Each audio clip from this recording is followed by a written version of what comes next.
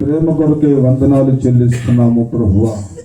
నీ బిడ్డలుగా నాయన సమకూర్చుకునేటటువంటి కృపను మాకు ఇచ్చినందుకు స్తోత్రాలు. ఈ స్థలములో మీరుండి నాతో మాతో మీరు మాట్లాడి మహిమ తెచ్చుకోమని యేసయ్య నామములు అడిగి వేడుకొనుచున్నాము తండ్రి. Praise the Lord. మన ప్రభువైన యేసుక్రీస్తు ప్రశస్త నామములో ఈ కుటుంబ ఆరాధన కూడి వచ్చిన మీ అందరికీ ప్రభునామములో వందనాలు చెల్లిస్తున్నాము. ఈ సమయం మందు బైబిల్ గ్రంథముల నుండి ఒక శ్రేష్టమైనటువంటి మాటను మనము చదివి ప్రార్థన పూర్వకంగా మనం ముందుకు వెళ్దాం. ఎజికేల్ గ్రంథము 36వ అధ్యాయము 36వ వాక్యాన్ని చదువుకుందాం. ఎజికేల్ గ్రంథము 36:36. అప్పుడు యెహోవానైన నేను పాడైపోయిన స్థలములను కట్టువాడను, పాడైపోయిన స్థలములలో చెట్లను నాటువాడను, నీ చుట్టూ చేసిన అన్ని జనులు తెలుసుకొందురు. యెహోవానైన నేను మాట ఇచ్చి ఉన్నాను, దానిని నెరవేర్చుదును. చిన్న ప్రార్థన చేసుకుందాం. మమ్మల్ని మిక్కిలిగా ప్రేమించిన మా ఆరాధ దైవమా, నీకు వందనాలు నాయనా. నీ పాద సన్నిధికి వచ్చిన మమ్మలను కనికరించండి. నీ మాటలను వినటానికి నాయన కూడి వచ్చిన ఆత్మీయ బిడ్డలందరినీ కూడా నాయన జ్ఞాపకం చేసుకోండి తండ్రి. వినగలిగే చెవి, గ్రహించే మనసు మా జీవితంలో మీరు అనుగ్రహించండి. నీ మాటలు వినుటకు ఎంతో మధురముగా ఉన్నాయి నాయన. వాటిని ఆచరించటంలోనే నా తండ్రి అవి చేదుగా మారుతున్నాయని మీరు సెలవిచ్చారు.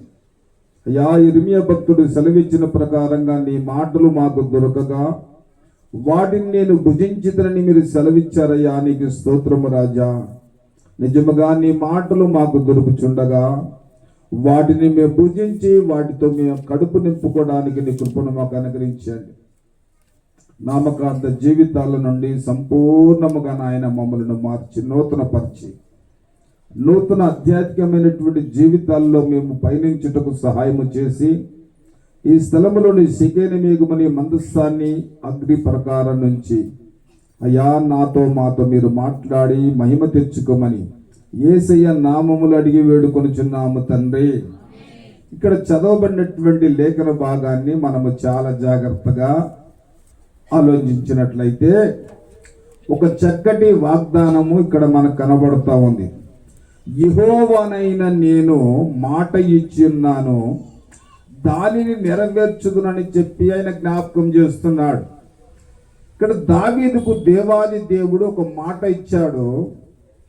ఆ మాట, అయ్యా నాకు ఒక మాట ఇచ్చావు, నీవు దానిని నువ్వు నెరవేర్చమని చెప్పి ప్రాధేయపడుతున్నప్పుడు దేవుడైన యెహోవా అంటాడు, నేను నీకు మాట ఇచ్చున్నాను, ఆ మాటను నేను నెరవేరుస్తాను తప్పనిసరిగా అని చెప్పి ఆయన మాట్లాడుతూ ఉన్నాడు. ఈ వాగ్దానము చేసినటువంటి వాడు చాలా నమ్మకమైనటువంటి వాడు. ఆయన నెరవేర్చుటలో సమర్థత కలిగిన వాడు. చాలా మంది జీవితాలను మనము పరిగణలోనికి తీసుకున్నట్లయితే మాట ఇచ్చి తప్పిపోయినటువంటి వారు చాలా మంది ఉన్నారు. మనుషులుగా మాటలు ఇస్తారు, ఆ మాటల్లో పడిపోయిన వారు ఉన్నారు, తొలగిపోయిన వారు ఉన్నారు, తప్పిపోయినటువంటి వారు ఉన్నారు. కానీ దేవుడు మాట కనుక ఇస్తే దాన్ని సంపూర్ణంగా నెరవేర్చుటకు ఆయన శక్తి కలిగినటువంటి దేవుడని ఆయన తెలియజేస్తూ ఉన్నాడు. ఎండిన ఎముకలు కలిగినటువంటి లోయలలోనికి ఎజికేలు ప్రవక్తని తీసుకెళ్లి ఒక మాట చెప్తూ ఉన్నాడు. ఇప్పుడు చదువుదాం. 37వ అధ్యాయం, ఎజికేలు గ్రంథం 37వ అధ్యాయం 10వ వాక్యాన్ని చదువుదాం. ఆయన ఆజ్ఞాపించినట్లు నేను ప్రవచింపగా నీ ఆత్మ వారిలోనికి వచ్చెను, వారి సజీవులై లేచి లెక్కింప శక్యము కాని మహాసైన్యముగా మార్చబడి దేవునికి స్తోత్రము కలుగును గాక. ఎండిన ఎముకలు, జీవము లేదు, నరము లేవు, మాంసము లేదు, రక్తము లేదు, ఎండిన ఎముకలు. అక్కడికి వెళ్ళిన తర్వాత ఆయన నోటి నుండి అంటాడు, నువ్వు ప్రవచించు. ప్రవచించిన తర్వాత వారు సజీవులుగా లేచి లెక్కింపలేనటువంటి మహాసైన్యముగా వారు మారినట్లుగా మనం చూస్తూ ఉంటున్నాం. ఆయన సన్నిధికి వచ్చిన నీతో దేవుడు మాట్లాడుతున్నాడు. ఆయన మాట ఇస్తే ఆయన నెరవేర్చగలిగినటువంటి వాడు. ఆయనకు అసాధ్యమైనటువంటిది ఏది కూడా లేదు. కనుక దేవుని మాట చాలా శక్తి కలిగినటువంటిది. దేవుని మాట ఉన్నతమైనటువంటిది. కనుక దేవుడు మాట ఇస్తే నెరవేర్చగలిగినటువంటి దేవుడని మనం జ్ఞాపకం చేసుకోవాలా. బైబిల్ గ్రంథములో ఒక ఇద్దరిని మీకు జ్ఞాపకం చేస్తాను. ఆ తర్వాత వాక్యములోనికి వెళ్దాము. యెఫ్తా అనేటటువంటి వ్యక్తి ఉన్నాడు. దేవుని దగ్గర ప్రార్థన చేశాడు. ఏమని ప్రార్థన చేశాడు? అయ్యా, యుద్ధములోనికి నేను వెళుతూ ఉన్నాను. ఒకవేళ యుద్ధములు నేను జయము పొంది తిరిగి నేను నా గ్రామానికి, నా నగరానికి, నా పట్టణానికి నేను తిరిగి వస్తున్నప్పుడు నాకు ఎదురుగా ఎవరు వస్తారో వారిని నేను నీకు బలిగా అర్పిస్తానని చెప్పి దేవునికి మాట ఇచ్చాడు. అదే ప్రకారంగా వెళ్ళాడు, యుద్ధములు జయము పొందాడు. తిరిగి వస్తున్నప్పుడు తనకు కుమారులు లేవు, కుమార్తెలు లేరు, కానీ ఒకే ఒక కుమార్తె నాట్యమాడుకుంటూ ఎదురుగా వచ్చింది. గుండెలు బ్రద్దలయ్యేటట్లుగా ఏడ్చాడు, కన్నీరు కార్చాడు, ప్రాలపించాడు. అమ్మా, నీవు తప్ప వేరే ఎవరు కూడా నాకు లేరే. ఏది ఏమైనప్పటికీ కూడా నేను ఏం చేశానమ్మా, దేవునికి మాట ఇచ్చినానని చెప్పి కుమార్తెతో చెప్తే, ఆ కుమార్తె ఎంత సద్గుణములు కలిగినటువంటిదంటే తండ్రితో అంటుంది, నానా, నీవు దేవునికి మాట ఇచ్చావు కాబట్టి దాని ప్రకారంగా నేను నెరవేర్చమని చెప్పి కుమార్తె కూడా సహకరించినప్పుడు అదే ప్రకారంగా ఆయన చేసి ఘనత నొందినటువంటి వాడుగా ఉంటున్నాడు. దేవునికి స్తోత్రం చెప్పండి గట్టిగా, చెప్పండి గట్టిగా హల్లెలూయా. రెండో వ్యక్తిగా మనము గమనించి చూసినట్లయితే ఇక్కడ దావీదును మనం చూస్తాము. దావీదు దేవునికి ఒక మాట ఇచ్చాడు. ఏమని ఇచ్చాడు ఆయన? అయ్యా, నీకు మందిరము కట్టు వరకు, నీకు మందిరము స్థలము దొరికేంత వరకు నా కంటికి నేను కునుకు రానియను. రెండో మాటగా ఏమన్నాడంటే, నేను మంచం మీదకి ఎక్కి నేను పరుండనని చెప్పి అదే ప్రకారముగా ఆయన మాట ఇచ్చి ఆ తర్వాత సొలొమోను ద్వారా దేవుని యొక్క మందిరమును ఆయన కట్టబడినప్పుడు తన వద్ద సమకూర్చబడినటువంటి సమస్త బంగారములు, వెండి సమస్తమును కూడా మందిరమునకు ఆయన ఇచ్చినట్లుగా మనం లేఖనాల్లో మనం చూస్తున్నాం. దేవుని బిడ్డలారా, ఒక్కసారి మనల్ని మనం జ్ఞాపకం చేసుకుందాం. ఆయన మాట ఇచ్చి నెరవేర్చేటటువంటి దేవుడు. మనుషుడు మాట ఇస్తాడు, తప్పిపోతాడు. ఆయన అలాంటి వాడు కాదు. ఆయన నమ్మకమైనటువంటి వాడు. చివరి తుది శ్వాస పోయేంత వరకు కూడా తండ్రిని గణపరిచేటటువంటి కుమారునిగా ఈ లోకమును ఆయన అర్థించినటువంటి దేవుడుగా మనకు కనబడతాడు. నా ప్రియమైనటువంటి ప్రియ దేవుని బిడ్డలారా, దేవుడు ఒకవేళ మన జీవితాలలో ఏమని మాటిచ్చాడు ఒకసారి మనం ఆలోచన చేస్తే, దావీదుకు ఏమని మాటిచ్చాడు? మొదటి దినవృత్తాంతాల గ్రంథము 17వ అధ్యాయము 17వ వచనాన్ని మనం చదువుదాం. ఏమని మాటిచ్చాడు దావీదుకు? దేవా, ఇది నీ దృష్టికి స్వల్ప విషయమే. దేవా, యెహోవా,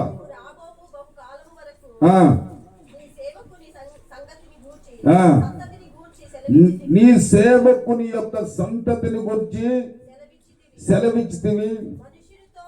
చాలు, ఇక్కడ చాలా జాగ్రత్తగా వాక్యాన్ని గమనిద్దాం. దావీదుతో దేవుడు ఏమని మాట ఇచ్చాడంటే, నీ సంతానాన్ని నేను ఘనత చెందించెదను. ఏమని మాట ఇచ్చాడు? ఏమని ఇచ్చాడు?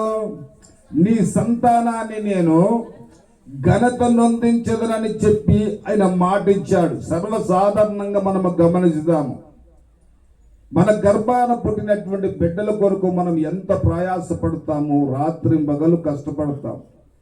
ఒకవేళ ఎవరైనా కానీ మనల్ని ప్రశ్నించినప్పుడు, ఎందుకయ్యా కొద్దిగా కూడా రెస్ట్ లేకుండా ఇలా కష్టపడుతున్నారు, ఆరోగ్యం పాడవుతుంది, ఎందుకు ప్రయాసపడుతున్నారు లోకములని మనల్ని ప్రశ్నిస్తే, మేము ప్రయాసపడేదంతా కూడా మా పిల్లల కొరకే అని మనం సమాధానం చెప్తాము. ఇక్కడ దావీదుకు మాట ఇచ్చాడు దేవాది దేవుడు, నీ సంతానము నేనేం చేస్తానో ఘనత చెందిస్తానని చెప్పి ఆయన జ్ఞాపకం చేస్తూ ఉన్నాడు. ఎప్పుడైతే ఆయన ఆ విధంగా ఘనత చెందిస్తానని చెప్పాడో అదే ప్రకారంగా దావీదు యొక్క గర్భాన పుట్టినటువంటి సొలొమోనును ఆయన ఘనపరిచాడు. దేవునికి స్తోత్రము కలుగును గాక. 2 దినవృత్తాంతాల గ్రంథము 1వ అధ్యాయము 12వ వాక్యాన్ని మనం చదువుదాం. కాబట్టి జ్ఞానమును తెలివియు నీకు ఇయ్యబడును, నీకన్నా ముందుగా ఉన్న రాజులకైనను తర్వాత యొక్క రాజులకైనను ఘనతను నీకు ఇచ్చేదను. దేవునికి స్తోత్రము కలుగును గాక. సొలొమోనుకు దేవుడు ఘనత ఎందుకు ఇచ్చాడు? ఘనపరుస్తాను నీ సంతతిని అని మాట ఇచ్చాడు దావీదుకు. ఆ మాట ప్రకారంగా సొలొమోనును ఆయన ఘనపరచుటలో ఉన్న ఉద్దేశం ఏమిటని మనం గమనించినట్లయితే, దావీదు ఏమి చేసేవాడు అని మనం గమనిస్తే, దేవుని ఘనపరచేటటువంటి వాడు. ఏం చేసేవాడు? దావీదు ఎప్పుడైతే దేవుని ఘనపరుస్తూ ఉన్నాడో, ఆయన గర్భాన పుట్టినటువంటి బిడ్డలను దేవుడు ఘనపరుస్తూ ఉన్నాడు. ఇక్కడ 1 సమూయేలు గ్రంథము 2వ అధ్యాయము 30వ వచనములో చివరి భాగాన్ని మనం గమనించినట్లయితే అక్కడ చాలా చక్కగా ఈ మాట జ్ఞాపకం చేస్తున్నాడు. నన్ను గణపరచు వారిని నేను గణపరుస్తాను. ఈ మాట చాలా జాగ్రత్తగా మీరు అండర్లైన్ చేసుకోవాలా. ఎప్పుడైతే తల్లిదండ్రులుగా దేవుని మనము గణపరుస్తామో, ఆయనని కీర్తిస్తామో, ఆయన వాక్యానుసారంగా లోకములో మనము జీవిస్తామో, మన గర్భాన పుట్టినటువంటి బిడ్డలను ఒక ఉన్నతమైనటువంటి స్థితిలోనికి ఆయన నడిపించి వారికి ఘనత కలిగేటట్లుగా దేవుడు వారి వెన్నంటి ఉండి వారిని ఆశీర్వదిస్తారు. ఈ రోజున తల్లిదండ్రులను మనం గమనించినట్లయితే ఉదయం లేచినది మొదలుకొని రాత్రి పండుకునేంత వరకు కూడా పిల్లల్ని శపిస్తూ ఉంటారు. నువ్వు చేతగాని వాడవురా, నీకు చదువు రాదురా, నీకు బుద్ధి రాదురా, రకరకాలుగా మాటలు పలుకుతూ ఉంటారు. తల్లిదండ్రుల యొక్క నోటి నుండి ఏ మాటలైతే వెలువడుతున్నాయో అవి బిడ్డల జీవితాలలో శాపాలుగా మార్చబడతాయి అన్న సత్యాన్ని ఈ సమయమందు ప్రతి తల్లిదండ్రులు గుర్తుంచుకోవాలా. మన బిడ్డలను ఘనపరచాల దేవుడు, మనము ఘనపరుస్తూ ఉన్నాము. ఆ ఘనత కలిగినటువంటి మాటలే ఎల్లప్పుడూ తల్లిదండ్రులుగా మన నోట ఉండాలి. కానీ మన బిడ్డలను ఎలా పడితే అలా మాట్లాడడానికి మనము మన నోరును ఉపయోగించకూడదు. దావీదు దేవుని ఘనపరుస్తూ వచ్చాడు. దావీదు గర్భాన పుట్టినటువంటి సొలొమోనును ఎవరు కనపరిచారు? దేవుడు కనపరిచాడు. ఆయన జ్ఞానమును చూడటానికి షీబా దేశపు రాణి ఏం చేసింది? ప్రయాణమై విలువైనటువంటి వస్తువులను తీసుకొచ్చి ఆయన బహుమానంగా ఇచ్చి ఆయన జ్ఞానమును చూసి ఆశ్చర్యపోయింది. అంత జ్ఞానాన్ని ఆయన ఉన్నతమైనటువంటి రెండో మాటగా ఏం చేశారు ఆయన జీవితములో? సొలొమోను జీవితములు అంటే 2 సమూయేలు గ్రంథము 7వ అధ్యాయము 13వ వాక్యాన్ని చదువుదాం. అతడు నా నామ ఘనత కొరకు మందిరమును కట్టించును, రాజ సింహాసనమును స్థిరపరుస్తాను. దేవునికి స్తోత్రం చెప్పండి. ఒకటి, ఆయనని ఏం చేశాడంటే ఘనపరిచాడు. అంతేకాదు ఆయన కూర్చున్నటువంటి సింహాసనము పరులు దొంగిలించాల, పరులకు అవకాశం ఇవ్వలేదు. చాలా జాగ్రత్తగా గమనించండి. దేవుని యొక్క మాటలు వినకుండా, దేవుని ఆజ్ఞను పాటించకుండా తన సొంత నిర్ణయంతో పరిపాలన చేయాలని చూసినటువంటి సౌలు జీవితంలో ఏమైపోయాడంటే దేవుడు దూరం అయిపోయాడు. ఆయన సింహాసనము పతనపరచబడింది. కానీ ఇక్కడ సొలొమోను యొక్క జీవితంలో మనం గమనిస్తే ఆయన సింహాసనాన్ని దేవుడు ఏం చేశాడంట? స్థిరపరిచాడు. దేవునికి స్తోత్రము కలుగును గాక. కాబట్టి దావీదుకు ఏమి మాట ఇచ్చాడు? మొదట మాట మనము గమనిస్తే, నీ సంతానము నేను ఘనత నొందించేదను. ఏం చేస్తాడంటమ్మా? మన సంతానాన్ని మనము దేవుని కనపరిచినప్పుడు, మనము ఆయనను వెంబడించినప్పుడు, ఆయనను కీర్తిస్తున్నప్పుడు అనుదినము ఆయన గవిని యొద్ద మనము కాచుకొని ఉన్నప్పుడు మన గర్భాన పుట్టినటువంటి బిడ్డలను ఆయన ఏం చేస్తాడంటే ఘనతలోనికి తీసుకొని వస్తాడు. దేవునికి స్తోత్రము కలుగును గాక. రెండో మాట మనం జ్ఞాపకం చేసుకుందాము. 2 రాజుల గ్రంథం 8వ అధ్యాయము 19వ వాక్యాన్ని చదువుదాం. 2 రాజుల గ్రంథము 8వ అధ్యాయము 19వ వాక్యము. అయినను యెహోవా సదాకాలము తన సేవకుడైన దావీదునకు అతని కుమారులకును దీపము నిలిపెదననే మాట ఇచ్చి ఉండెను. దేవునికి స్తోత్రం చెప్పండి. మన దీపమును ఆయన ఏం చేస్తాడంటే నిలుపుతాడు. దేవునికి స్తోత్రం చెప్పండి.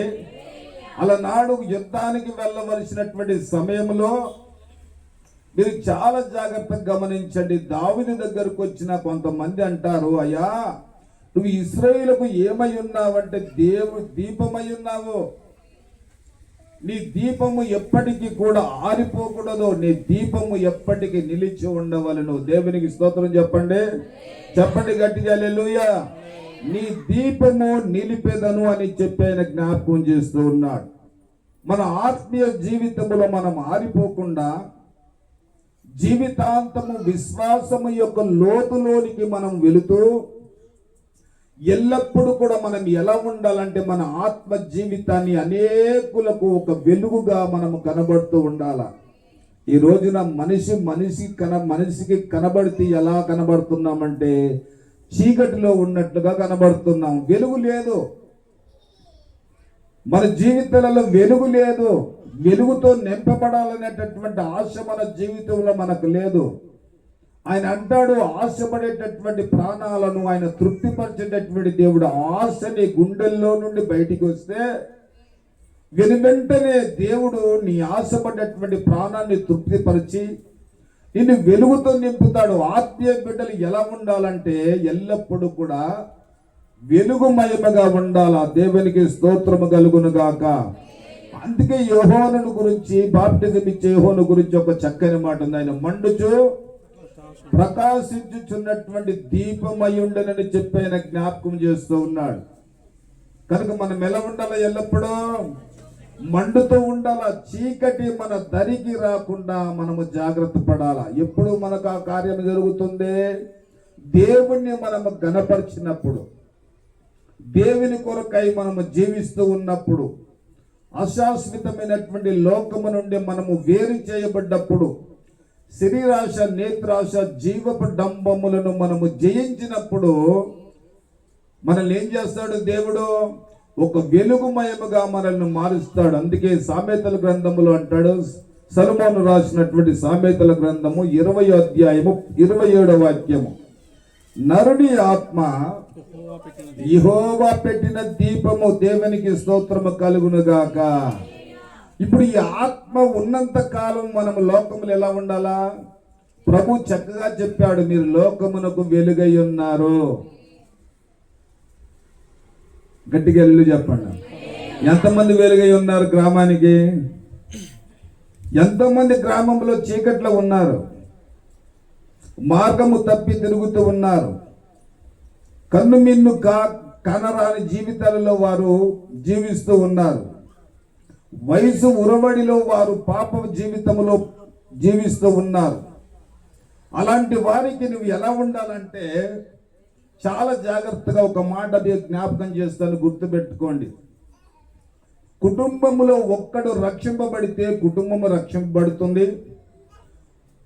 ఒక్క కుటుంబము రక్షింపబడితే గ్రామం అంతా కూడా రక్షింపబడుతుంది. ఒక గ్రామము రక్షింపబడితే ఒక నగరము రక్షింపబడుతుంది. ఒక నగరము రక్షింపబడితే ఒక రాష్ట్రము రక్షింపబడితే దేశమంతా కూడా రక్షింపబడుతుంది. దీనిని మన విశ్వాస జీవితంలో మనం ఏం చేయాలా? గురిగా తీసుకోవాలా. దేవునికి స్తోత్రము కలుగును గాక. మనం ఈ లోకానికి ఏమై ఉన్నామంటే వెలుగై ఉన్నాం. ఆయన అంటాడు, నీ దీపమును నేను నిలిపెదనని చెప్పి ఆయన జ్ఞాపకం చేస్తూ ఉన్నాడు.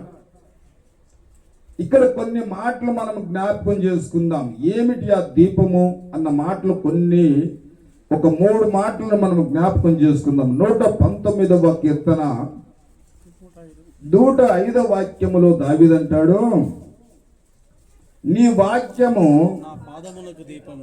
నా పాదములకు దీపమును నా త్రోవకు వెలుగయ్యున్నది. దేవునికి స్తోత్రం చెప్పండి, చెప్పండి గట్టిగా హల్లెలూయా.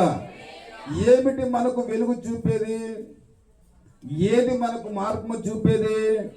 దేవుని యొక్క వాక్యం. అందరూ ఆలకించండి, అందరు నా వైపు చూడండి. దేవుని యొక్క వాక్యము మనకేమై ఉంది? వెలుగై ఉంది. అది మన త్రోవలకు ఏం చూస్తుంది? మార్గము చూపిస్తుంది. ఈ దేవుని వాక్యము అనబడేటటువంటిది దివరాత్రములు యెహోవా ధర్మశాస్త్రమును ధ్యానించువాడు ధన్యుడని సెలవిచ్చాడు. ఈ రోజున మనము గమనించి చూస్తే మనము ప్రతిరోజు దేవుని యొక్క వాక్యాన్ని ధ్యానించి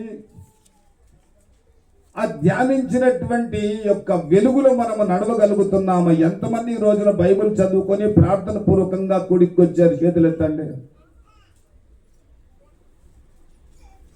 చూడండి మన విశ్వాసం ఎలా ఉంటుందో. తినడానికి సమయం ఉంటుంది, నిద్రపోవడానికి సమయం ఉంటుంది, అన్నిటికీ సమయం ఉంటుంది. దేనికి సమయం ఉండదో? ఈ వాక్యము ఆది యందు ఆ వాక్యము దేవుడై ఉండెను. ఈ వాక్యము మనల్ని బ్రతికించేది. ఆ వాక్యం మన జీవితాలకు మనకు ఏమైందంటే వెలుగై ఉండి మన జీవితాలకు అది మార్గము. నువ్వు ఏ త్రోవన వెళుతున్నావో నీకు తెలియదు.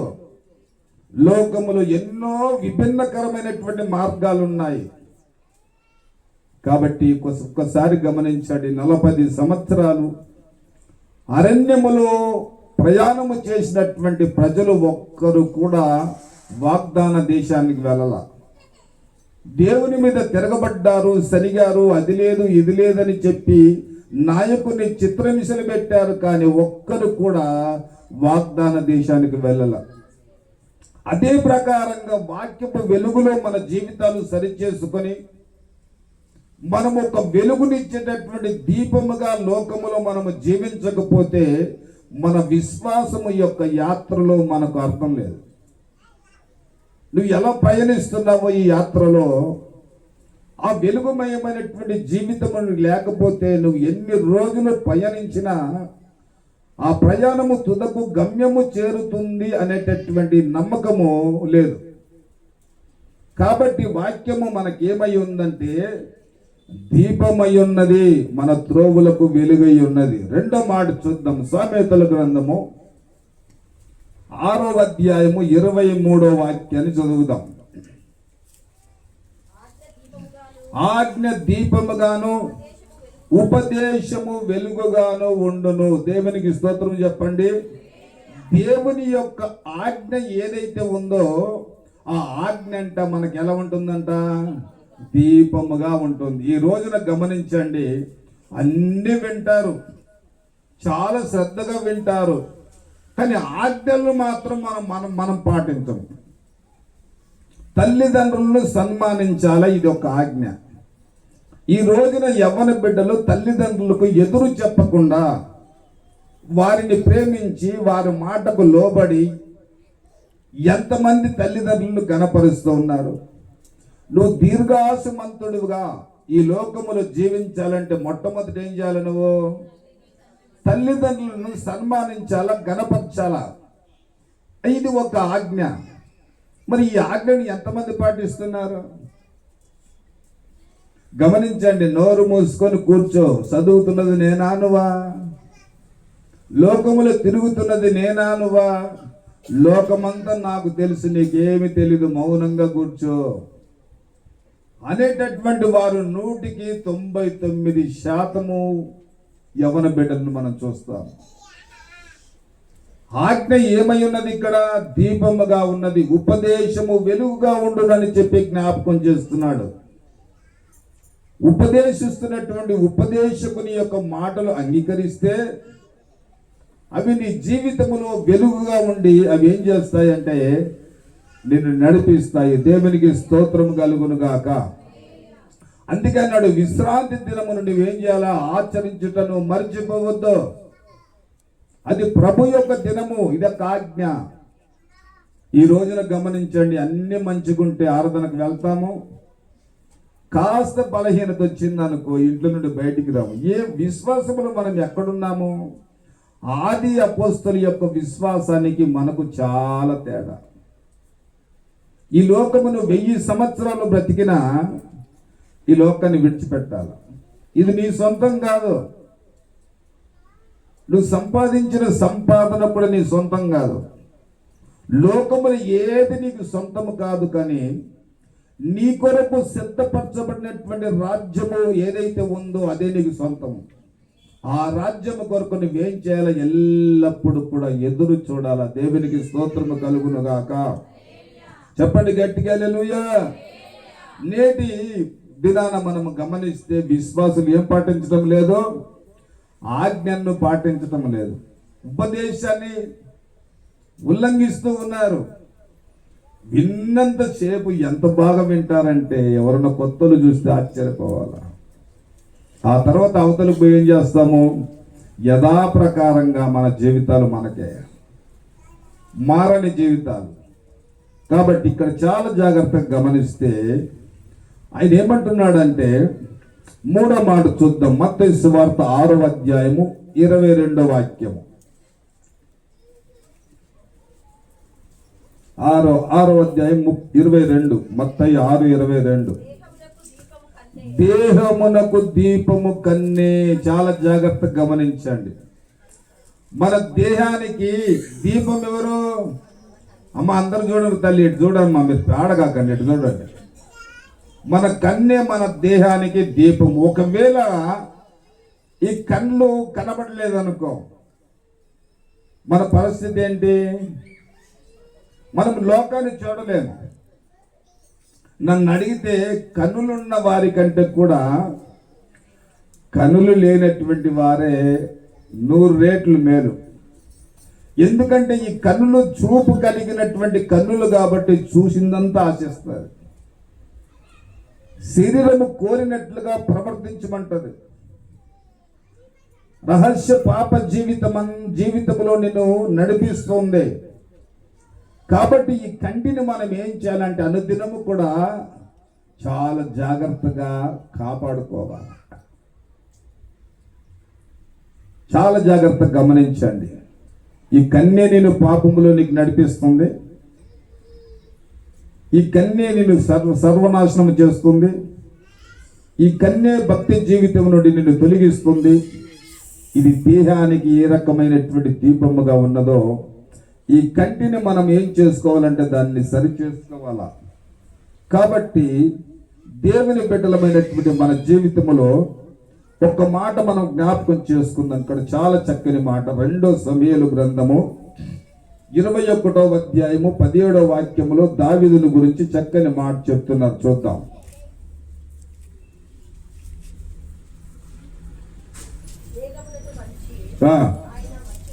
ఆ 2 సమూయేలు 21:17.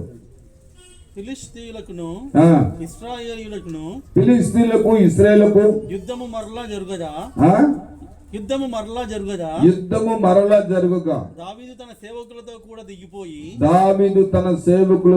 దిగిపోయి ఫిలిష్తీయులతో యుద్ధము చేయనప్పుడు అతడు సమస్యలేను. అప్పుడు కరెక్ట్ చదవండి. అప్పుడు రెఫాయిముల సంతతి వాడరు ఇష్బీ బెనోబా అనుకున్నను. అతడు ధరించి ఉన్న ఖడ్గము క్రొత్తది, వాని ఈటె 300 తులముల ఎత్తు ఇత్తడి దళది. నేను దావీదును చంపేదనని అతడు చెప్పి ఉండెను. సెరూయా కుమారుడైన అభిషై రాజును ఆదుకొని అక్కడ ఒక మాట చూడండి. ఇశ్రాయేలుకు దీపమైన నీవు ఆరిపోకూడదు. దావీదుని గురించి చాలా చక్కని మాట జ్ఞాపకం చేస్తున్నారు. దావీదు ఇశ్రాయేలు ప్రజలకు ఏమై ఉన్నాడట? దీపమై ఉన్నాడు. కాబట్టి ఈ దీపము ఎప్పుడు కూడా ఆరిపోకూడదు. దేవునికి స్తోత్రం చెప్పండి.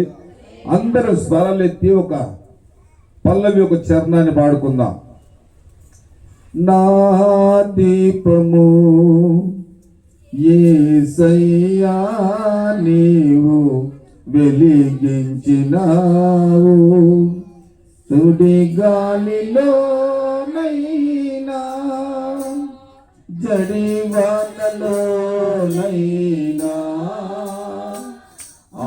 ఆరిపోదులే నీవు వెలిగించిన దీపము, నీవు వెలిగించిన దీపము,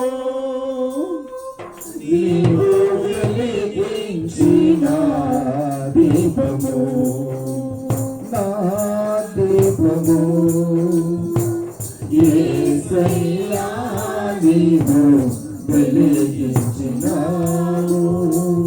ఆరని దీపమై దేదీప్యమానమై నా హృదయ కోవెలపై దీపాల తోరణమై, ఆరని దీపమై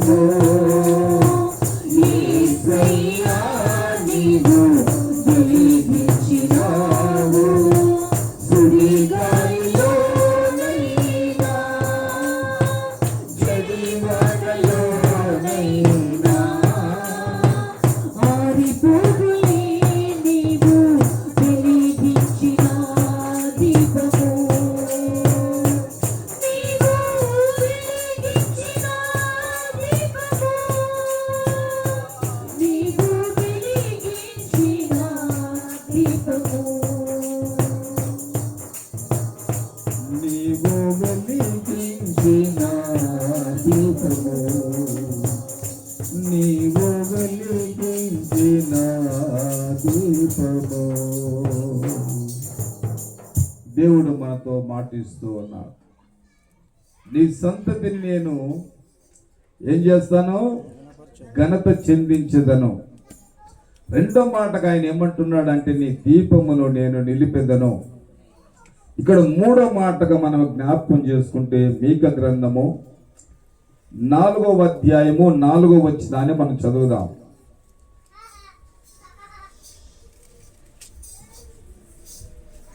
మీకా గ్రంథము 4వ అధ్యాయము 4వ వచనం. ఎవరి భయము లేకుండా ప్రతి వాడును తన ద్రాక్ష చెట్టు క్రిందను తన అంజూరపు చెట్టు క్రిందను కూర్చుండును. చాలు, ఎవరి భయము లేకుండా జీవిస్తావు. ఈ రోజున మానవుని యొక్క జీవితములో అడుగడుగున భయమే. ధనమున్న భయమే, ధనము లేకున్నా భయమే, ఒక పదవి ఉన్న భయమే, పదవి లేకున్నా భయమే. గమనించండి, మన గర్భాన పుట్టినటువంటి బిడ్డలు ఎదిగి పెద్దవారై యుక్తి వయసు వచ్చిందనుకో, ఎప్పుడేమి జరుగుతుందో తల్లిదండ్రులకు భయమే. వారి ప్రవర్తన ఎలా ఉంటుందో అనుక్షణము కూడా తల్లిదండ్రుల యొక్క హృదయాలలో ఏమవుతుందంటే, వెళ్ళిన వారు తిరిగి వచ్చేంత వరకు కూడా భయపడుతూనే ఉంటారు. కానీ దేవుడు మాటిస్తున్నాడు, ఎవరైతే ఆయన మాట యందు విశ్వాసము కలిగి నమ్మకము కలిగి ఉంటారో వారితో సూటిగా ఆయన మాట్లాడుతున్నాడు, ఎవరి భయము లేకుండా నీవు జీవిస్తావు. దేవునికి స్తోత్రం చెప్పండి గట్టిగా, చెప్పండి గట్టిగా హల్లెలూయా. యోబు భక్తుడు అంటాడు, 11వ అధ్యాయము 19వ వాక్యాన్ని చదువుదాం. యోబు గ్రంథము 11వ అధ్యాయము 19వ వాక్యము. ఎవరి భయము లేకుండా నేను పండుకొందును. చాలు, ఇక్కడ భక్తుడు అంటాడు, నాకు ఏ భయం లేదు. కొంతమంది రాత్రులు నిద్ర రాదు, ఎంత ప్రయత్నం చేసినా నిద్ర రాదు. అటు ఇటు తిరిగి తిరిగి తెల్లవారే సమయంలో నిద్రపోతారు. ఎందుకు వాళ్ళు సుఖ నిద్ర వారి జీవితంలో వారికి రావటం లేదు? ఏదో ఒక ఆలోచన, ఏదో ఒక చింత, ఏదో ఒక కలవరము, ఏదో ఒక విధమైనటువంటి భయము వారి హృదయాలలో వారు కలిగి ఉన్నారు. వాటిని తలంచుకుంటూ ఏం చేస్తారంటే వారు నిద్రపోరు. దేవుడి సమయమందు నీకు మాటిస్తున్నాడు, నీవు ఏ భయము లేకుండా నీవు జీవిస్తావు. దేవునికి స్తోత్రము కలుగును గాక. ఇక్కడ 4వ మాట మనము గమనిస్తాము, చాలా చక్కని మాట. 2వ రాజుల గ్రంథము 20వ అధ్యాయము 5వ వచనము. ఇక్కడ హిజ్కియేలు గురించి చాలా చక్కని మాట వ్రాయబడింది. నీవు తిరిగి నా ప్రజలకు అధిపతివై హిజ్కియా యొద్దకు పోయి అతనితో ఇట్లనుము, నీ పితరుడైన దావీదునకు దేవుడకు యెహోవా నీవు కన్నీరు విడుచుట చూచితిని, నీ ప్రార్థన నేను అంగీకరించితిని, నేను నిన్ను బాగు చేసేదను. దేవునికి స్తోత్రము కలుగును గాక. లోకములో గమనించండి, అనారోగ్యం వస్తే ఎన్నో రకాలైనటువంటి వైద్యులు ఉన్నారు. మనం ఆరాధిస్తున్నటువంటి దేవుడు ఆయన పరమ వైద్యుడు. దేవునికి స్తోత్రము కలుగును గాక. ఆయన అంటాడు, నేను నిన్ను బాగు చేస్తాను. ఆయన మాట ఇస్తున్నాడు. ఆయన మాట ఇస్తే దాన్ని నెరవేర్చుటలైన శక్తి కలిగిన దేవుడు. హిజ్కియా యొక్క ప్రవర్తనను చూశాడు, ఆయన కన్నిటిని చూశారు. ఆయన చేస్తున్నటువంటి ప్రార్థనను ఆలకించి ఆయనకు మాటిస్తున్నాడు, నేను నిన్ను బాగు చేసేదను. దేవునికి స్తోత్రం చెప్పండి, చెప్పండి గట్టిగా హల్లెలూయా. నేను 3 రోజులు హాస్పిటల్ ఉంటే నాకు 4 డాక్టర్లు వచ్చారు. 4 రకాలుగా పరీక్షలు చేశారు. 4 రకాల వైద్యాలు చేసి 4 రకాలుగా మందులు రాసిపోతే ఆ మందులు ఇంచుమించు ఒక సగం బ్యాగ్ ఉంటాయి. ఆ మందులు వేసుకుంటే నేను కోలుకోలేనటువంటి పరిస్థితి. అసలు పండుకుంటే లేచి కూర్చోడానికి శక్తి లేదు నాకు. నేను బాగా మనసులో ప్రార్థన చేసుకుంటూ ఏడ్చుకుంటూ అలాగా ఉన్నప్పుడు దేవుడి వాక్యాన్ని నాకు జ్ఞాపకం చేశాడు, నేను నిన్ను బాగు చేస్తాను. ఆ మాత్రలు వేసుకున్నంత కాలం నేను పండుకొని, నేను టాయిలెట్కి వెళ్ళాలంటే నన్ను పట్టుకొని వెళ్ళినటువంటి సందర్భాలు ఉన్నాయి. ఎప్పుడైతే ఈ మానివేసి దైవిక సంబంధమైనటువంటి స్వస్థత మీద ఆధారపడి ఎప్పుడైతే నా మనసును ఆయన వైపు త్రిప్పానో, నేను ఈ రోజున సొంతగా కిందికి వెళ్ళి వాకింగ్ చేయడం ప్రారంభించాను. దేవుడు శక్తినిచ్చాడు, బలమునిచ్చాడు. మీరు బాగా గమనించండి, పరిపూర్ణంగా మనం ఎప్పుడైతే దేవుని యందు విశ్వాసము కలిగి ఉంటామో, ఆయన మనల్ని నిర్మించినటువంటి వాడు. నడినెత్తి నుండి పాదముల వరకు ఏ వ్యాధి మన దేహములో ఉన్నదో, ఏది మనల్ని ఇబ్బంది పెడుతున్నదో ఈ రోజున డాక్టర్లకు తెలియదు, మన పరమ డాక్టర్కి తెలుసు. ఆయన మాట ఇస్తున్నాడు హిజ్కియాతో. ఆయనకు వచ్చినటువంటి వ్యాధి ఎలాంటి వ్యాధి? మరణకరమైన వ్యాధి. దానికి ఏ విధమైనటువంటి వైద్యము లేదు. ఆయన అన్నాడు, నేను నిన్ను బాగు చేసేదనని చెప్పి ఆయన మాట్లాడుతూ ఉన్నాడు. ఆయన పొందిన గాయముల ద్వారా మనకేం కలుగుతుంది? ఆయన అన్నాడు, నిన్ను స్వస్థపరిచి యెహోవాను నేనే. యెహోవా యందు భయభక్తులు కలవారి యెడల నీతిశూరుడు ఉదయించును, అతని రెక్కలు ఆరోగ్యాన్ని కలగ చేస్తాయి. ఎప్పుడు ఆరోగ్యంగా ఉంటాం మనము? ఎప్పుడు ఉంటాము చెప్పండి? ఆయన రెక్కల నీడలకు మనము విశ్వాసముతో మన జీవితంలో మనము పయనిస్తున్నప్పుడు ఆయన మనతో మాట ఇస్తాడు. ఎండిన ఎముకలలో జీవాన్ని ప్రసాదించినటువంటి దేవాది దేవుడు తన బిడ్డలు అస్వస్థతగా ఉన్నప్పుడు ఆయన స్వస్థపరచలేడా? ఆయన ముట్టలేడా? ఆయన బాగు చేయలేడా? చేస్తాడు. మనము చేయవలసినటువంటిది ఏమిటంటే విశ్వాసము. 12 సంవత్సరాలు రక్తస్రావంతో ఉన్నటువంటి స్త్రీ తన జీవితంలో శత ప్రయత్నాలు చేసింది. ఎవరికి చెప్పుకోలేనటువంటి వ్యాధి. చాలా జాగ్రత్తగా మనం ఆలోచిస్తే స్త్రీకి ఉండవలసినటువంటి ధర్మానికి మించినటువంటి స్థితి కలిగితే ఎవరు కూడా ప్రేమించరు.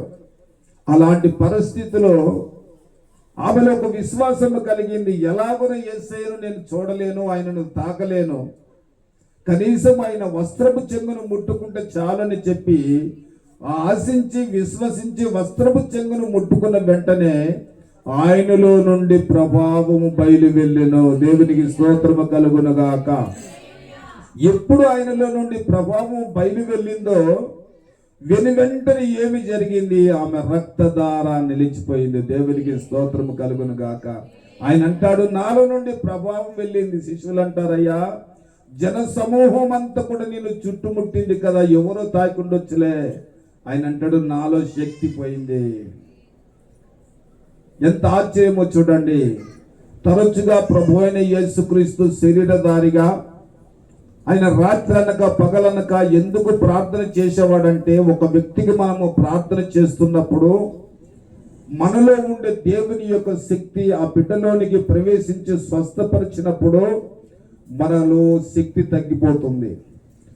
వెంటనే ఆ శక్తిని పొందుకోవడానికి ఏం చేయాలంటే, వెళ్ళి తిరిగి మనము ప్రార్థనలో ఉండి తిరిగి మనం ఏం చేయాలా? మన ఇంట్లో గమనించండి, మనం వాడుకునేటటువంటి సిలిండర్స్ ఉన్నాయి, గ్యాస్ సిలిండర్స్ అయిపోయింది. ఏం చేస్తాం? దాన్ని మళ్ళా దాన్ని తెచ్చుకొని కొత్తది ఏం చేస్తాము? వెలిగించుకుంటేనే మనం ఆహారాన్ని మనం తినగలుగుతాం. అదే ప్రకారంగా మనలో శక్తి తొలగిపోయింది అనుకో, వెంటనే ఏం చేయాలి? మనము తిరిగి శక్తి పొందుకోవాలా. ఆయన శరీరధారిగా ఉన్నప్పుడు ఈ గొప్ప కార్యాన్ని చేసిన ఆ దేవాది దేవుడు మాటిస్తున్నాడు. ఏమని మాటిస్తున్నాడు? నేను నిన్ను ఏం చేస్తాను? బాగు చేస్తాను. ఈ రోజున దేవుని సన్నిధికి వచ్చిన నీతో దేవుడు మాట్లాడుతున్నాడు. నీ సంతానాన్ని నేను ఘనపరచదను, ఘనత చెందించదను, నీ దీపాన్ని నేను నిలుపుతాను అని జ్ఞాపకం చేస్తున్నాడు. ఎవరి భయము లేకుండా నీవు జీవిస్తావు. నేను నిన్ను ఈ రాత్రి నడినెత్తి నుండి పాదముల వరకు నీకు కలిగిన బాధ, నీ రోగము, అపవిత్ర ఆత్మల చేత పీడింపబడుచున్నటువంటి నిన్ను, దయ్యపు శక్తుల చేత పీడింపబడుచున్న నీవు, మంత్ర శక్తుల చేత పీడింపబడుచున్నటువంటి నిన్ను ఆయన అంటున్నాడు, ఈ సమయమందు నువ్వు విశ్వసిస్తే నిన్ను నేను బాగా చేస్తానని చెప్పి ఆయన మాట ఇస్తున్నాడు. నిజంగా నువ్వు అలాంటి పరిస్థితులు ఒకవేళ నువ్వు ఉంటే ఈ సమయం మందే హృదయాన్ని తెర్చి, ప్రభువా నీవు నన్ను ముట్టు, ప్రభువా నాకు కలిగినటువంటి బలహీనత నుండి, అనారోగ్యం నుండి నన్ను విడిపించమని ఒక్కసారి నువ్వు ఆయనను అడిగితే నీ ప్రార్థన ఆలకించి వెంటనే నేను స్వస్థపరచడానికి ఆయన మన మధ్యలో సంచరిస్తూ ఉన్నాడు. ఈ సమయమందు మన మధ్యలో ఆయన సంచరిస్తూ ఉన్నాడు. ప్రతి హృదయాన్ని ఆయన తడుతూ ఉన్నాడు. ప్రతి ఒక్కరితో మాట్లాడుతున్నాడు. ఒక్కసారి మనల్ని మనము పరిశీలన చేసుకొని తల వంచే దావీదుకు అలనాడు దేవుడు మాట ఇచ్చినాడు. ఈ రోజు నీ కుటుంబంతో నీతో ఆయన మాట మాట్లాడుతున్నాడు. ఆయన ఇచ్చినటువంటి మాట నెరవేర్చేవాడు. అది ఏ విషయంలోనైనా పర్వాలేదు, నిన్ను ఘనపరచడానికి దేవుడు నీతో మాట్లాడుతున్నాడు. తలలు వంచి కళ్ళు మూసుకొని ఈ సమయమందు మనం ప్రార్థన చేసుకుందాం. ప్రభువా ఒక్కసారి నాయన నా జీవితంలో నీకు మాట ఇచ్చావు ప్రభువా. నా కుమారుల పట్ల, నా కుమార్తెల పట్ల తండ్రి, నా ఉద్యోగం పట్ల నాయన, నా వ్యాపారం పట్ల తండ్రి నీకు స్తోత్రము. నా తండ్రి నా తల్లిదండ్రుల పట్ల నాయన, నా బంధువుల పట్ల, రక్త సంబంధికుల పట్ల, స్నేహితుల పట్ల నా తండ్రి మీరు మాకు మాట ఇవ్వండి ప్రభువా. అయ్యా మీరు మాకు ఒక్కసారి నాతో మాట్లాడినందుకు నీకు స్తోత్రాలని ఈ సమయమందు ప్రభువుకు మన హృదయాలను తెరిచి, ఎవరు కూడా మౌనంగా ఉండొద్దు. మనల్ని మనం ఒక్కసారి ఈ సమయమందు దేవుని యొక్క సన్నిధానంలో ప్రార్థన పూర్వకంగా నోరు తెరిచి ప్రార్థన చేసుకుందాం. ప్రైజ్ ది లార్డ్, హల్లెలూయా. యేసయ్యా నీకు స్తోత్రము తండ్రి, స్తోత్రమయ్యా, స్తోత్రమయ్యా, స్తోత్రమయ్యా. నా గీతారాధనలో యేసయ్యా నీ కృపాధారమే, నా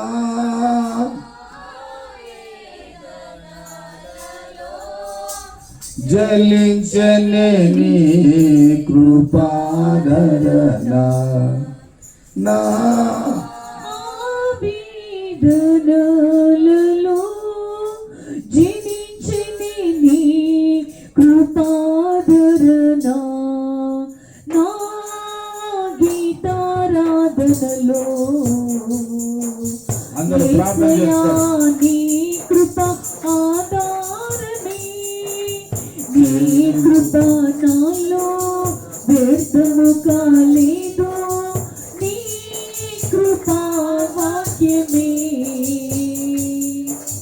చేదైన వేరు ఏదైన నాలో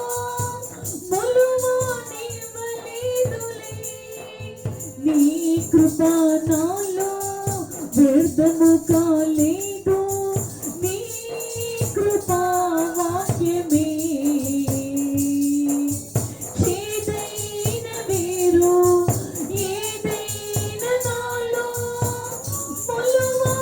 మొలువనివ్వలేదులే నీ కృప నాలో అత్యున్నతమై నీతో నన్ను అంటుకట్టిని నీ కృప నాలో అత్యున్నతమై నీతో నన్ను అంటుకట్టిని నా గీతారాధనలో యేసయ్యా నీ కృప ఆధారమే చేతిలోని పైరు చేతికి రాకున్నా ఫలములన్నీ రాలిపోయినా సిరి సంపదలన్నీ దూరమైపోయినా నేను చెలించనులే చేతిలోని పైరు చేతికి రాకున్నా ఫలములన్నీ రాలిపోయినా సిరి సంపదలన్నీ దూరమైపోయినా నేను చెలించనులే నిశ్చలమైన రాజ్యం కొరకై ఎల్లవేళలా నిన్నే ఆరాధింతునే నిశ్చలమైన రాజ్యం కొరకై ఎల్లవేళలా నిన్నే ఆరాధింతునే నా గీతారాధనలో యేసయ్యా నీ కృప ఆధారమే నా వేదనలలో జనించిని నీ కృపాదరణ Praise the Lord. ప్రార్థన చేసుకుందాం. మన మధ్యలో ప్రశాంత్ వాళ్ళ మిసెస్ ప్రార్థన చేస్తుంది.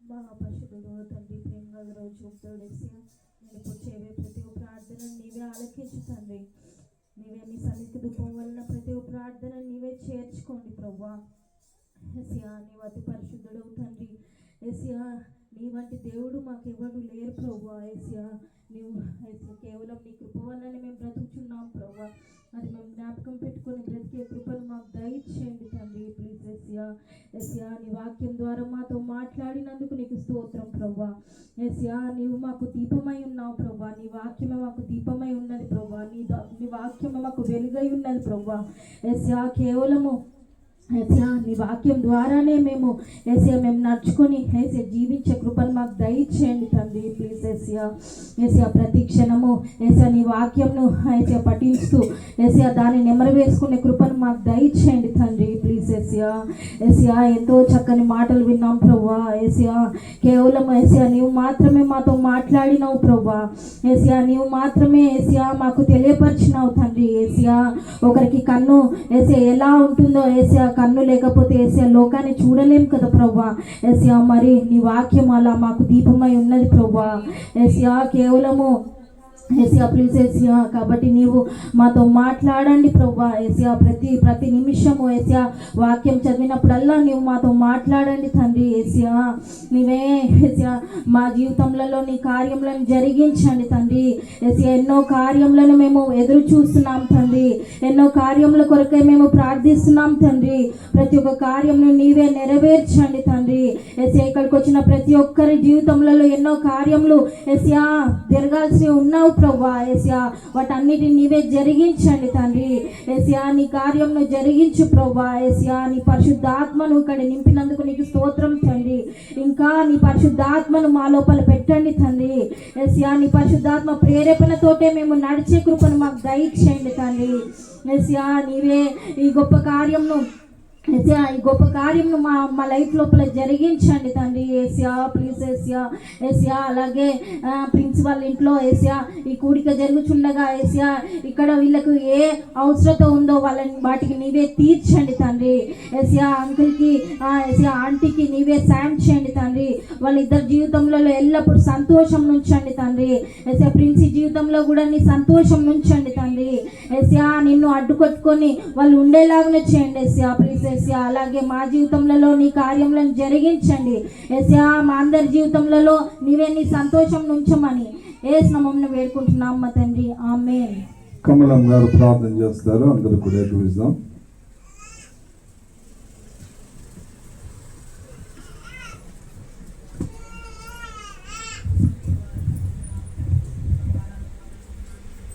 నిరంతరము ఏకరీతిగా మా మధ్యలో ఉంది నాయన. మమ్మల్ని నడిపిస్తూ మనం పోషిస్తూ మనం ఆదరిస్తూ కృప చూపిస్తూ దయ చూపిస్తూ నీ కనికరము నీ కటాక్షము నీ కరుణ మా పైన ఉంచి మమ్మల్ని నడిపించిన విధానం బట్టి ప్రభువానికి వేలాది కృతజ్ఞతలు వందనాలు చెల్లిస్తున్నాం నాయన. గతించిన పునరుద్ధరణ ఇంతవరకు నాయన మనం కాచి కాపాడి మీరు ఎక్కడికి మనం భద్రపరుచుకొని తండ్రి నీ వెలుగులో మనం నడిపించుకొని ఈ సాయంకాల సమయంలో ప్రభు బుధవారం నాయన సంఘ క్రమం చెప్పున నీ ప్రియ కుమారుడు నాయన కుమార్తె ప్రేమైన బట్టి వందనాలు, సోనమ్మను బట్టి వందనాలు. వారి కుటుంబంలో తల్లి మమ్మల్ని అందరి యొక్క సంఘముగా సమకూర్చిన విధానం బట్టి ప్రభువానికి వేలాది కృతజ్ఞతలు వందనాలు చెల్లిస్తున్నాం నాయన. నిన్ను ప్రేమించి కుటుంబాన్ని ప్రేమించి వచ్చిన నీ ప్రియ బిడ్డలందరి బట్టి కూడా వేలాది కృతజ్ఞతలు వందనాలు చెల్లిస్తున్నామయ్యా. నీ సేవకునికి మంచి ఆరోగ్యం ఇచ్చిన ఆయన నువ్వు నడిపించిన ఈ ఉచితమైన కృపకై కృతజ్ఞతలు వందనాలు చెల్లిస్తున్నాము నాయన. అయ్యా ఎక్కడిద్దరు ముగ్గురు కూడిందరో ప్రభువ అక్కడ ఉంటానే మా దేవాన్ని వాగ్దానం చేసిన దేవుడవు నాయన. ఇక్కడ మేము ఒక సంఘంగా కూడిని సూచిస్తుండగా తండ్రి నీ ఆత్మ సన్నిధి మాకు తోడుగా ఉంచినందుకు నీకు వందనాలు. నీ ప్రత్యక్షత మాకు కనపరిచినందుకు నీకు వందనాలయ్యా. పాటలతో ఆరాధనలు ఎంతో ఘనత పొందిన పరిశుద్ధాత్మ దేవా నీకు వందనాలు స్తోత్రం చెల్లిస్తున్నామయ్యా. నీ సేవకు నిలబెట్టుకొని తండ్రి మీరు గొప్ప వాక్యాన్ని మీరు మాకు బోధించినారు ప్రభువా. నిజంగా మేము ఈ లోకంలో తండ్రి చీకటిలో ఉంటున్నామేమో తండ్రి దయతో క్షమించి తండ్రి నీకు స్తోత్రం నాయన. నీ వెలుగులో నాయన మేము నడుచడం నీ కృపను మాకు దయచేసి వెలిగించే దేవుడవు నాయన.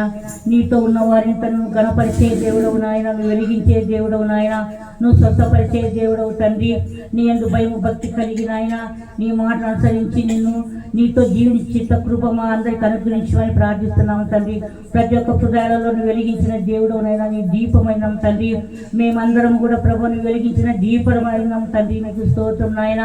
మా ముందు మీరు నడుస్తున్నందుకు నీకు వందనాలు స్తోత్రం చెల్లిస్తున్నాం తండ్రి.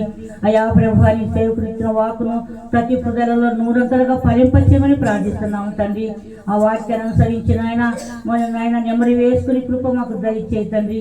కాలగతులు నీ సోదరులు ఉన్నాయి ప్రభు నీకే స్తోత్రం నాయన. ఈ లోకమంతా భయంకరంగా ఉంటుంది నాయన, దేశమంతా కళ్ళకొల్లంగా ఉంటున్నాం ప్రభు నీకే స్తోత్రం నాయన. అయినప్పటికీ తండ్రి మమ్మల్ని నీ సజీవ రెక్కల కింద కాచి కాపాడుతున్నందుకు నీకు స్తుతులు స్తోత్రం నాయన.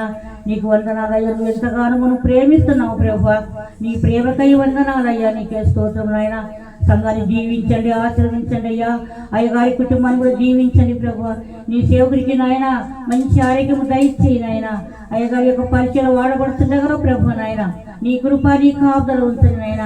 అయ్యగారికి ఇచ్చినటువంటి సంతానం దీవించండి, ఆశ్రదించండి నాయన. అమ్మను తల్లిని కూడా దీవించండి, ఆశ్రదించండి ప్రభు. వచ్చిన బిడ్డలందరినీ దీవించండి నాయన. ఈ సంఘాన్ని మీరు వెలిగించండి ప్రభు నీకే స్తోత్రం నాయన. ఇంకా అనేకులు వచ్చుటకు నీ కృపను అనుగ్రహించమని ప్రార్థిస్తున్నాము తండ్రి. గొప్ప దేవా, నీకు వందనాలు, నడిపించే దేవుడు నాయన, నీకు వందనాలు. నీకు సమస్తము సాధ్యమే కానీ ప్రభువా, అసాధ్యమైంది ఏదినూ లేదు ప్రభువా. నీకే స్తోత్రం నాయన. వచ్చిన బిడ్డలలో ఏ కొత్త కలిగి ఉండడో నువ్వు ఎరిగిన దేవుడవు తండ్రి. ఏ సమస్యలతో నీ తండ్రికి వచ్చినారో తండ్రి, నువ్వు ఎరిగిన దేవుడవు తండ్రి. ప్రతి ఒక్క హృదయాలను నాయన మీరు బలపరచండి తండ్రి. ప్రతి ఒక్క హృదయాలలో నాయన మీరుండి తండ్రి, ప్రతి ఒక్క కార్యము సఫలం చేయమని ప్రార్థిస్తున్నామయ్యా. మీరే సహాయకుడుగా మాకుండండి ప్రభు నాయన. నీ సహాయంతో మనందరి బలపరచమని ప్రార్థిస్తున్నాము తండ్రి. అయ్యాను వెలిగించే బిడ్డగా మేము ఇంకా అనేకులు వెలిగించే బిడ్డగా సిద్ధపరచు ప్రభావి చేస్తూ నాయన. అయ్యా నీకు వందనాలయ్యా. ఈ ప్రాంతం చుట్టూ మీ కంచె ఉంచండి. ఈ ప్రాంతాన్ని జీవించండి, ఆచరించండి. తండ్రి బిడ్డకు మంచి ఆరోగ్యం దయచేయండి ఆయన. నీకు వందనాలు తండ్రి. ఎవరైనా బలహీనంగా ఉన్నట్లయితే ప్రభువా మీరు ముట్టండి, స్వస్థపరచండి ఆయన. బిడ్డలు బయటికి పోతుండగా వస్తుండగా నీ కృప నీ కాపుదల ఉంచినందుకు నీకు స్తుతులు స్తోత్రం నాయన. దూర ప్రాంతంలో నీ బిడ్డను జ్ఞాపకం చేసుకునైనా అనారోగ్యం చేత ఉంటే మీరు ముట్టండి, స్వస్థపరచండి ప్రభువా. నువ్వు ప్రేమించిన నీ పిల్లలను ప్రభువా నీకే స్తోత్రం నాయన. మేమందరం మమ్మల్ని అందరికీ జ్ఞాపకం చేస్తున్నాయినా. నువ్వు మాకు మంచి కాపరిగా ఉండి మమ్మల్ని నడిపిస్తున్నందుకు నీకు వేలాది కృతజ్ఞతలు వందనాలయ్యా. అయ్యా నీకు స్తోత్రం. మేము ఈ లోకంలో ఏ పాటి వారి నాయన. అయ్యా నీకు వందనాలు. ఆరిపోయే దీపం లాంటి వారిని ప్రభు నాయన నువ్వు వెలిగిస్తున్నావయ్యా. దినదినం